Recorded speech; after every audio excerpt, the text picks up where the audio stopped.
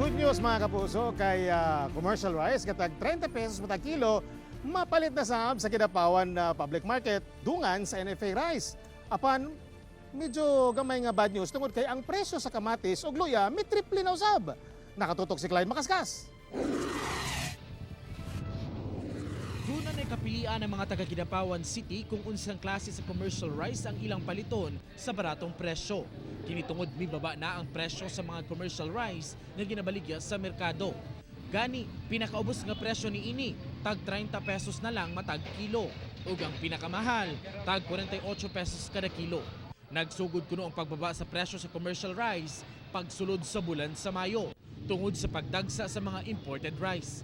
Hinuon, doon naghihapoy NFA rice nga mapalit sa 27 pesos matag kilo. Nagtuusab ang mga rice trader nga epekto na sab kini sa rice certification law. Dauman sab nga mas mubaba pa ang presyo sa mga commercial rice panahon sa ting-ani.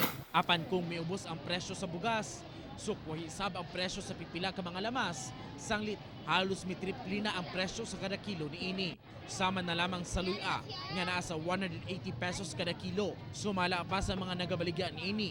Sukad pa kaniadtong bulan sa Marso nagsugod ang paglihit sa supply sa luya, hinungdan sa pagsaka sa presyo ni ini. Samtang misaka sa ang presyo sa kamatis, kung sa miaging bulan, ana sa 35 pesos ang matag kilo ni ini.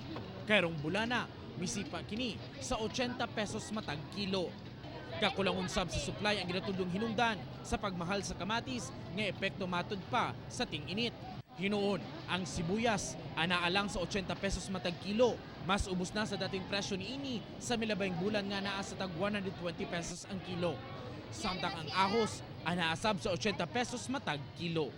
Ako, si Clyde Makaskas para sa One Mindanao.